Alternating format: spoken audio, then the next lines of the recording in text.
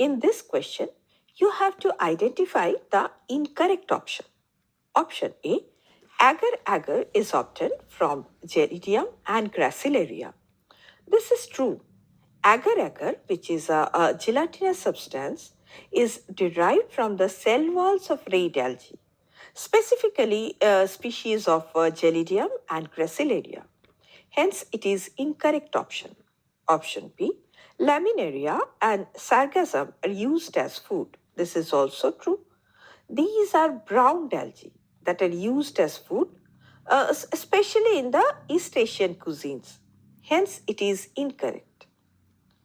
Option C, algae increase the level of dissolved oxygen in the immediate environment.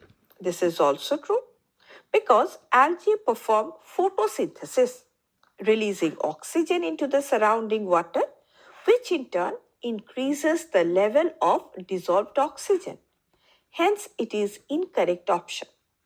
Option D, algin is obtained from red algae and carrageenan from brown algae. This is incorrect because algin is obtained from brown algae while carrageenan is obtained from red algae. Hence, it is the correct option.